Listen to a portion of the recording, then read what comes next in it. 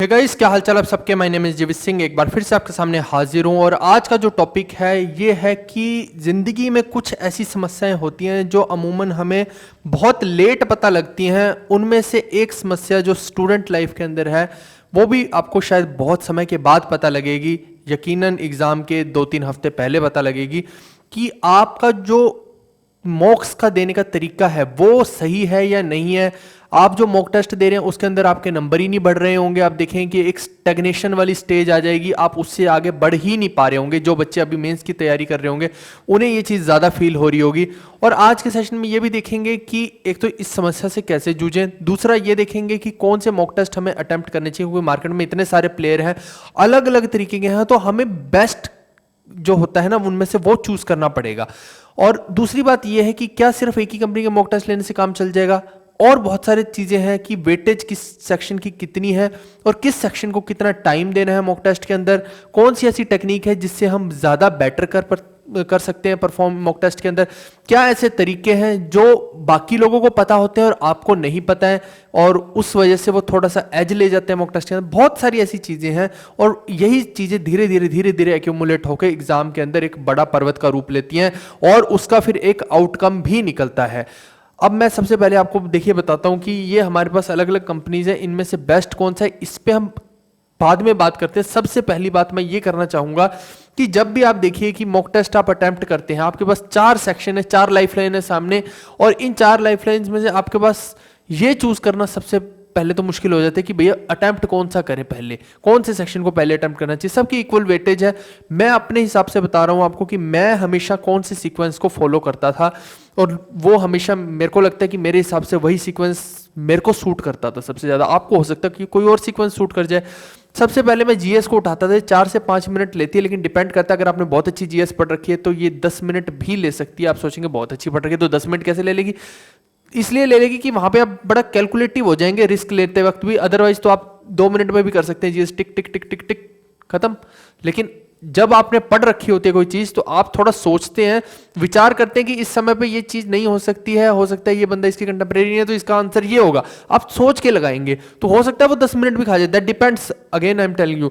और ऐसे ही इंग्लिश देखिए 8 से 9 मिनट में हो जाएगी। ये आपको आती है चाहे नहीं आती है, 8 से 9 मिनट में हर हाल में होनी चाहिए, नहीं आती तब भी, आती तब भी। रीजनिंग जो है ये 16 से 18 मिनट में इसको मान के चल रहा हूं, अभी रीजनिंग पे वापस आऊंगा। और मैथ्स को मैं 25 से 30 मिनट के बीच में मान के चल रहा हूं। सबसे मुद्दा फंसता है एंड में मैथ्स के अंदर ही। हालांकि मैं मैथ्स पढ़ाता हूं, स्टिल मैं ये बोल रहा हूं कि सबसे एंड में कीजिए, क्योंकि उसका कारण ये है कि आजकल जो एसएससी की मैथ्स आ रही है टीयर 1 के अंदर भी, टीयर 2 के अंदर भी, टीयर 2 की तो अभी बाद में बात करेंगे, पहले टीयर 1 की बात कर रहा हूं मैं। मैथ्स जो आ रही है वो ऐसी नहीं आ रही कि आप उसको तुरंत तुरंत तुरंत तुरंत सॉल्व कर लेंगे, और उसमें से कुछ ना कुछ ऐसे सवाल आ रहे हैं, हमेशा ऐसा हो रहा है पिछले 2 साल में कि कुछ सवाल ऐसे आ रहे हैं जो आपका समय बर्बाद करने के लिए मोर देन सफिशिएंट है। आपको 2 या 3 सवाल ऐसे पूछे ही जा रहे हैं और वो आपको स्किप करने ही करने पड़ेंगे। तो यहां पे अगर इसको पहले अटेम्प्ट कर लिया तो समझो कि ये धुल गया सारे का सारा। इसीलिए इन दोनों में देखिए ऐसा स्कोप ही नहीं बनता है। जीएस के अंदर क्या स्कोप बनेगा, काला अक्षर भैंस बराबर, जीएस अथा है वो हमें पता है। इंग्लिश में क्या स्कोप बनेगा, इंग्लिश में अगर मुश्किल आई तो वो सभी के लिए होगी, ऐसा तो है नहीं कि किसी के लिए होगी। और इंग्लिश एक ऐसी चीज है कि उसको बैंक का लेवल का तो डालेंगे नहीं, एसएससी वाले अपने हिसाब से ही डालेंगे, तो फिर इसमें भी कोई ज्यादा स्कोप नहीं बचता। स्कोप कहां बचता है, इन दोनों में। बच्चे को उड़ाना है बम से, गोले से, तोप से, तो इन दोनों में उड़ा दो। रीजनिंग किसी किसी सेक्शन में बहुत टफ आती है और किसी किसी सेक्शन में मैथ्स बहुत टफ आता है। और जो हार्डेस्ट शिफ्ट कंसीडर होती है वो कौन सी होती है, ये दोनों जिसमें बहुत ज्यादा टफ आ जाए। और इन दोनों में बहुत टफ आने का मतलब होता है कि दोनों में 4-4 सवाल ऐसे धासु धासु डाल दिए कि वो 4 और 4 8 सवाल अगर आपके सामने आ जाए और आपका एनकाउंटर करने के लिए मुझे लगता है कि वो मोर देन सफिशिएंट रहेंगे, वहीं पे आपको उड़ा डालेंगे वो, और समय आपका बर्बाद हो जाएगा। तो ये जो सीक्वेंस है ये बड़ा इंपॉर्टेंट है। आपको मॉक टेस्ट बार बार देने हैं, बार बार उनको प्रैक्टिस करनी है। अभी देखेंगे कि कितने देने कितने नहीं देने, मेंस की भी बात करेंगे, सब कुछ करेंगे, ट्रिक्स की भी बात करेंगे। तो आपको इसमें डिसाइड करना पड़ेगा कि कौन सा सेक्शन पहले कौन सा बाद में। लेकिन आप बार बार मॉक टेस्ट जब देंगे तो वहां पे परमुटेशन कॉम्बिनेशन बार बार लगा के देखिए कि इस बार मैं ये करूंगा, इस बार मैं ये करूंगा, और वो वेरिएबल रिजल्ट ही आएंगे। ऐसा नहीं हो सकता कि कांस्टेंट रिजल्ट आए, क्योंकि सभी मॉक टेस्ट का लेवल अलग होता है, तो सेम रिजल्ट आप एक्सपेक्ट हर मॉक टेस्ट से नहीं कर सकते हैं। दूसरी बात, अब मैं बात करता हूं कि बेस्ट कौन से हैं, उसके बाद फिर मैं अच्छे से आपको एक्सप्लेन कर पाऊंगा। बेस्ट मॉक टेस्ट के लिए अब देखिए कि ये सारे के सारे हमारे प्लेयर हैं। मैंने थोड़े थोड़े नाम सबके चेंज कर दिए ताकि कोई बुरा भी ना मान जाए। और इस वीडियो का पर्पस बिल्कुल भी ये नहीं है कि किसी पर्सन को हिट करना है या कुछ ऐसा है। ये मेरी पर्सनल ओपिनियन है, राय है मेरी, तो राय सबकी अपनी अपनी हो सकती है, राय बदल जाती है।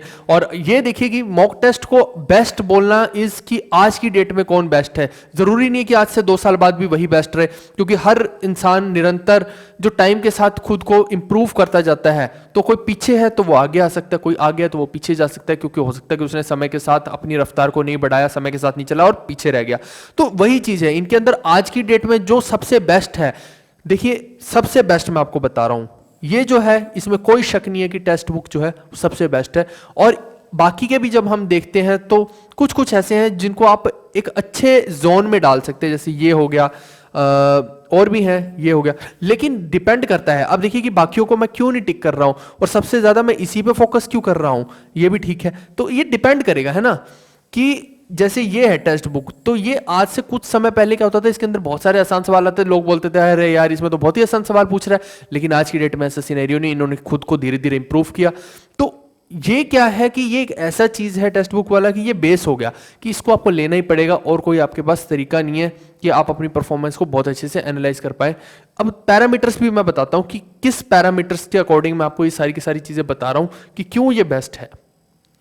देखिए पैरामीटर्स अलग अलग तरह के हैं कि रेलिवेंसी लेवल, अब हो सकता है कि उसके अंदर मान लो कि सर्कुलर मोशन के क्वेश्चन एसएससी पूछते हैं, सिलेबस में ही नहीं है और फिर भी उन्होंने डाल दिए।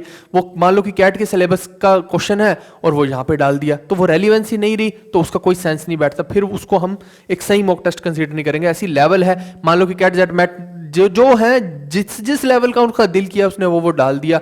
बहुत सारे मॉक टेस्ट ऐसे हैं बच्चे डिमोटिवेट हो जाते हैं टीयर 2 के अंदर, जब वो मॉक टेस्ट देते हैं तो अरे भैया ये क्वेश्चन आ गया, वो क्वेश्चन आ गया, इररिलेवेंट क्वेश्चन भरे पड़े होते हैं, तो उससे अगेन फिर दिक्कत हो जाती है कि भैया लेवल ही नहीं मैच कर रहा है। तो बच्चा बोलता है कि भैया ये करूं कि ना करूं, अब मेरी तो तैयारी नहीं हो रखी, उसको तो ये लगता है। ऐसी ऐसी चीजें भी देखने को मिलती हैं। फिर कि मॉक टेस्ट के अंदर एरर्स ना हो, एक्यूरेसी लेवल, मॉक टेस्ट का एक्यूरेसी लेवल मेंटेन हो, आपका एक्यूरेसी की नहीं, आपकी एक्यूरेसी की बाद में बात करता हूं। नेक्स्ट है कि एनालिसिस आपको सही देता हो, जिसमें नहीं है एनालिसिस सही तो वो सही नहीं हो सकता है। ऐसे इकोनॉमिकल होना चाहिए, यानी कि 5,000 रुपये का मॉक टेस्ट दे रहे हैं, 2,000 रुपये का मॉक टेस्ट दे रहे हैं, कोई 2,500 का मॉक टेस्ट दे रहा है, ऐसी सी चीज़ नहीं होनी चाहिए। मतलब है कि इकोनॉमिकल होना चाहिए कि जिसको बच्चा इजीली ले पाए, अवेल कर पाए।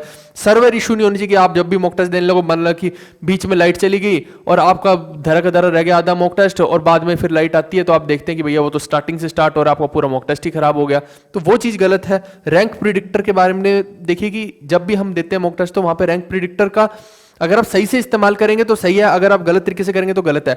उसका कारण ये है कि कुछ लोग तो अपनी गर्लफ्रेंड को इंप्रेस करने के लिए भैया 2-2 आईडी से मॉक टेस्ट खरीदते हैं और एक आईडी से पहले आंसर से देखते हैं कि क्या होंगे, फिर दूसरी आईडी में जाके 5 मिनट के अंदर सारा मॉक टेस्ट करके उसमें फुल बटा फुल नंबर लेके आते हैं और दिखाते हैं, सबको स्क्रीनशॉट शेयर करते हैं, ये देखो भैया फुल बटा फुल। बट ये नहीं देखते कि भैया अब तूने 5 मिनट में ही कर दिया। हालांकि वो लोग भी अब आजकल स्मार्ट होने लग गए हैं, वो थोड़ा सा ठहर ठहर के करते हैं, ठीक है, बट स्टिल पकड़े तो जाते ही हैं, क्योंकि जब आप हर क्वेश्चन को देखेंगे तो उसमें उसकी वेटेज दिख रही होती है। ऐसे ही ऑथेंटिसिटी उसकी होनी चाहिए, यानी कि कोई फ्रॉड कंपनी हो। अब बेस्ट मैंने बताया है टेक्स्ट बुक, तो अभी उसकी मैं थोड़ी सी बात करता हूं पहले, उसके बाद फिर आगे बढ़ेंगे। आप देखिए कि इसके अंदर आपको हर तरह के मॉक टेस्ट आपको देखने को मिल जाएंगे। किसी भी एग्जाम को ले लीजिए, चाहे एसएससी ओरिएंटेड हो, चाहे बैंक ओरिएंटेड हो, हर तरह के मॉक टेस्ट इसके अंदर हैं। और ये जो है इसका लाइफ टाइम का पास भी है, ईयरली पास भी है। तो ये सारे के सारे लिंक्स आपको डिस्क्रिप्शन में देखने को मिल जाएंगे और ये मेरा कोड है, इसको आप यूज कर सकते हैं। अगर आपको टेक्स्ट बुक का लेना है तो आपको ये 15% ऑफ मिल जाएगा। दूसरी बात कि एक बात आप ध्यान रखिए, अपने दिमाग में घुसा लीजिए अच्छे से कि कोई भी mock test free of cost नहीं मिल सकते। कचरा तो फ्री ऑफ कॉस्ट मिल सकता है, mock test free of cost नहीं मिल सकते। कारण है उसका, क्योंकि इसके अंदर बहुत ह्यूज कॉस्टिंग्स इन्वॉल्व होती है। सर्वर की कॉस्ट होगी, एक्यूरेसी की होगी, इनके पास अलग अलग तरह की टीम है, रिसर्च की टीम होगी, कंटेंट डेवलपर्स की टीम होगी, रिव्यू की टीम होगी, इतनी सारी टीम्स होती है। तो आपको क्या लगता है कि फ्री ऑफ कॉस्ट आपको कोई दे देगा, और वो भी इतनी बड़ी टीम्स रखने के बाद? नहीं हो सकता, that is not at all possible. अगर आपको क्वालिटी चाहिए तो आप चुपचाप से इसको ले लीजिए, नहीं क्वालिटी चाहिए तो आपको 1000 तरह की 1000 चीजें मिल जाएंगी, आप करते रहिए और अपना समय खराब करते रहिए। इसके अंदर आपको एकदम सही, एक्यूरेट और सब चीजें मिल जाएंगी। डिस्क्रिप्शन में मैं बार बार बोल रहा हूं कि लिंक है, वहां पे जाइए और इसको अवेल जरूर कर लीजिएगा। हर एग्जाम के ओरिएंटेड ये है। अब बात करते हैं सारी की सारी एक और चीज, चलो वो बाद में बताता हूं। अब यहां पे देखते हैं कि नंबर ऑफ मॉक टेस्ट की मैं बात करूं, टीयर 1 की मैं बात करूं तो लगभग 60 से 70 मॉक टेस्ट आपको लगाने चाहिए। अगर एक बच्चा बहुत ही ब्रिलियंट बनना चाहता है एक तरह से आप कहिए, और वो बहुत ज़्यादा खुद को ढालना चाहता है उस चीज़ में, तो 60 से 70 मॉक टेस्ट अगर किसी ने दे दिए तो आप समझिए कि वो बच्चे के अंदर से खौफ खत्म हो जाएगा एक तरह से। ठीक है, युद्ध में जाने से पहले इतनी तलवार चलाना सीख लो, इतना पसीना बहा लो कि युद्ध में खून कम बहे वाली बात है ये। तो वही चीज़ आपको करनी है कि अभी इतना पसीना बहा लो कि वहाँ पे आंखों से पसीना कम बहे, यानी आंसू की मैं बात कर रहा हूं कि आंसू ना बहे वहां पे कि भैया काश इसको मैं पढ़ लेता। ऐसी मैं टीयर 2 की मैं बात करता हूं मैथ्स की, तो 50 से 60 मॉक टेस्ट बहुत होते हैं, लेकिन कई लोग होते हैं जो टॉपर्स होते हैं वो 150 मॉक टेस्ट भी देते हैं, 120 मॉक टेस्ट कोई देता है, कोई 100 मॉक टेस्ट देता है टीयर 2 के। बट अगेन वो तभी फायदा है कि अगर आपने एक अच्छे से सारी चीजें पढ़ रखी है, आपको पता है सारी चीजों का। अदरवाइज तो मॉक टेस्ट मान लो कि आपने आधा सिलेबस पढ़ रखा है और आधे दनादन मॉक टेस्ट लगे तो फिर उसका कोई मतलब नहीं रहेगा। आपको चीजें सारी आनी चाहिए, आपका एक लेवल होना चाहिए मेंटेन्ड, उसके बाद आप मॉक टेस्ट दे रहे हैं तभी उसमें बात बनेगी। तो क्या हमें बिल्कुल पहले लेवल मेंटेन करना फिर मॉक टेस्ट देने? नहीं, ऐसा भी नहीं कह रहा हूं, अभी से मॉक टेस्ट देते आपको चलना है, पूरी बात करूंगा इसके अंदर। फिर टीयर 2 इंग्लिश की मैं बात करूं तो 40 से 50 mock test more than sufficient है। हाँ, अगर आपकी इंग्लिश ठीक नहीं है तो आप हिंदी मीडियम से आपको बहुत स्ट्रगल करना पड़ रहा है। हालांकि एसएससी की इंग्लिश ऐसी कोई है नहीं धांसू कि जैसे बैंक की, कैट की, जेट की होती है, तो बट स्टिल मैं बोल रहा हूं कि आपको बहुत स्ट्रगल करना पड़ रहा है। तो हो सकता है कि 50 की जगह पे आपको 60-70 इंग्लिश के मॉक टेस्ट लगाने पड़े, और हो सकता है कि आपका मैथ्स बहुत ही शानदार है तो आपको 20 मॉक टेस्ट में ही काम हो जाए। समझ रहे हैं आप इस चीज को? तो इसीलिए हमें ये बड़ा ध्यान रख के सब चीजें करनी पड़ेंगी। अब देखो कि सबसे बड़ी दिक्कत बच्चे को कहां पे आती है मॉक टेस्ट के अंदर, मैं आपको समझाता हूं। ये 3 एरिया ऐसे हैं, अब इनका भी समझिएगा, मतलब कि आपको एनालिसिस जब करनी है इन 3 एरिया पे जरूर करनी है। आप देखिए कि जब भी आप मॉक टेस्ट देंगे तो आपको जैसे टेक्स्ट बुक का देते हैं, तो टेक्स्ट बुक के अंदर क्या है कि हर क्वेश्चन के अंदर आपको दिया होता है कि एवरेज टाइम इतना लगना चाहिए, सवाल के अंदर टॉपर ने इतना टाइम लिया और आपने इतना टाइम लिया, तो उससे आपको टाइम का पता लग गया कि भैया इसमें तो मैंने इतना टाइम ले लिया। तो आपको पता लग गया कि इस पर्टिकुलर क्वेश्चन में मेरे को इतना ज्यादा टाइम लगा, तो मेरा स्पीड का इशू इस पर्टिकुलर क्वेश्चन के अंदर है। तो बस उस पर्टिकुलर क्वेश्चन को आपको पकड़ लेना उस टाइम पे कि स्पीड का इशू है। और अगर बार बार फ्रीक्वेंटली उसी चैप्टर के अंदर आपको दिक्कत आ रही है, उस चैप्टर मान लो कंपाउंड इंटरेस्ट के क्वेश्चन में बार बार आपको ऐसा हो रहा है कि स्पीड का दिक्कत हो रही है, आपको 2-2 3-3 मिनट खराब कर रहा है कंपाउंड इंटरेस्ट का क्वेश्चन, तो आप पर्टिकुलरली उस क्वेश्चन को पहले ही अटेम्प्ट कर लीजिए और पहले ही पूरे कंपाउंड इंटरेस्ट को रिवाइज कर लीजिए। क्यों कह रहा हूं मैं ऐसा? क्योंकि अगर आपको बिल्कुल एंड में जाके पता लगेगा आखिरी के 1 महीने में कि भैया मेरा तो ये वीक है, तो फिर उसका कोई मतलब ही नहीं रहेगा, फिर तो पता लग ना लगा एक बराबर है। ऐसे ही अब देखिए स्पीड कैलकुलेशंस की दिक्कत हो सकती है, स्पीड की दिक्कत हो सकती है कि आपसे फास्ट नहीं हो पा रहा, आपका हाथ नहीं तेज चल रहा, आपका दिमाग नहीं तेज चल रहा। उसके लिए मैंने ऑलरेडी अपनी जो 4 महीने की स्ट्रेटजी वाली वीडियो थी जिसका लिंक मैं डिस्क्रिप्शन में दे दूंगा, वहां पे मैंने सब समझा रखा है कि कैसे आपको कैलकुलेशन ट्रिक्स को इंप्रूव करना है, कैलकुलेशन को इंप्रूव करना है। दूसरा दिक्कत आ सकती है कि क्वेश्चन को देख के आपको हिट ही नहीं कर रहा कि भैया कंटेंट कौन सा है, ये कौन सा कंसेप्ट की बात कर रहा है, कौन सा नहीं पता, नहीं पता मेरे को, तो फिर नहीं पता तो फिर क्या है, कंटेंट को रिवाइज कीजिए। हो सकता है कि आपको देख के प्रॉफिट लॉस को देख के आपको फील ही नहीं आ रही कि भैया मैं इस क्वेश्चन को कर सकता हूं, मैंने तो देख ही नहीं रखा ऐसा क्वेश्चन। होता रियलिटी में क्या है कि एक आपके दिमाग में लाइब्रेरी है, नोट्स का मतलब है लाइब्रेरी, आपके दिमाग में ये लाइब्रेरी है। इधर एक मॉक टेस्ट है, मॉक टेस्ट में आप उन्हीं क्वेश्चंस को जल्दी अटेम्प्ट कर पाएंगे जो इधर से मैच होते रहेंगे, जो इस लाइब्रेरी से मैच होते रहेंगे उनको आप जल्दी जल्दी कर पाएंगे, जो मैच नहीं हुए उनको आपको समय लगेगा करने में, सीधी सी बात ये है। ऐसे ही आप देखिए कि अब ये हो सकता है कि आप सिली मिस्टेक्स कर रहे हैं, भैया दे दनादन आपने कहीं पे जोड़ करना है वहां पे घटा कर दिया, कहीं पे घटा करना है वहां जोड़ कर दिया, ऐसी सी उल जुलूल मिस्टेक। क्वेश्चन में पूछा कुछ हो रहा है, ये सबसे बड़ी मिस्टेक होती है।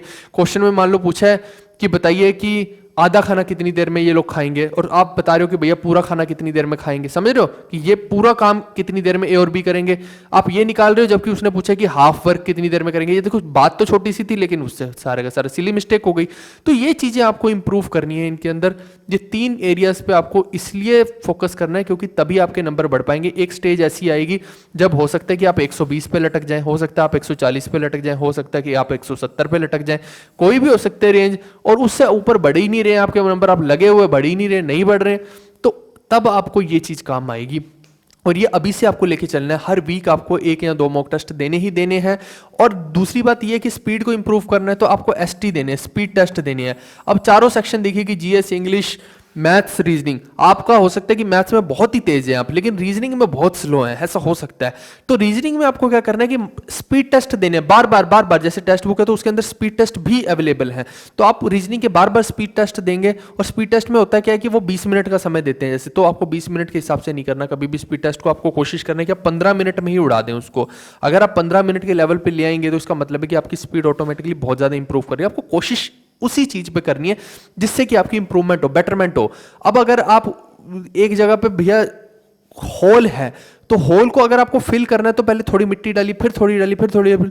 ये एक तरह से मिट्टी का काम कर रहे हैं। जब वो समतल हो गया फिर आप उस पर पूरी दे दनादन रेस लगाइए, दौड़िए, आपको गिरने का खतरा नहीं रहेगा। नहीं तो आप गिरेंगे ही गिरेंगे, वो आपका चांस है, फिर किस्मत की बात हो जाएगी कि आप गिरेंगे कि नहीं गिरेंगे। अगर खड्डे पे पैर आया तो गिरेंगे ही गिरेंगे, सीधी सी बात ये है।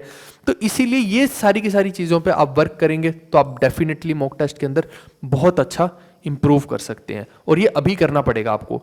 एक और चीज़ है कि मैथ्स और रीजनिंग के अंदर देखिए हमेशा ये होता है कि कंपटीशन रहते हैं इन दोनों में कि कौन सा मुश्किल आ रहा है और कौन सा टफ आ रहा है।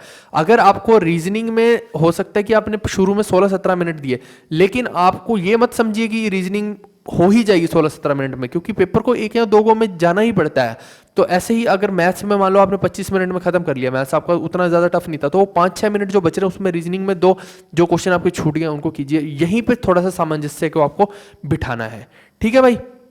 और बहुत सारी चीज़ें ऐसी हैं, देखिए कि आपको ऑप्शन एलिमिनेशन देखना है कि कैसे उन चीज़ों को आप इंप्रूव कर सकते हैं, कौन से ऑप्शन को आपको एलिमिनेट करके। और मतलब एक्यूरेसी भी तो कुछ कैलकुलेटिव रिस्क नाम की भी तो चीज़ है ना, रिस्क तो कोई भी ले लेगा। आप देखिए कि 4 ऑप्शन है, चारों में से कोई यूं है, ए बी, ये ऐसे तो कोई भी कर लेगा, लेकिन थोड़ा सा दिमाग लगा के भी आपको अभी से हैबिट में लेके आना है उस चीज़ को कि थोड़ा दिमाग लगाइए कि इसका आंसर ए ही क्यों होना चाहिए। क्या मैं 2 ऑप्शंस को एलिमिनेट कर सकता हूँ वहाँ से किसी तरीके से, क्योंकि फिर क्या हो जाएगा कि 2 ही रह जाएंगे, तो उसमें से तुक्का लगाना भी आसान है, क्योंकि 50% प्रोबेबिलिटी हो जाएगी कि भैया आपका सही हो सकता है।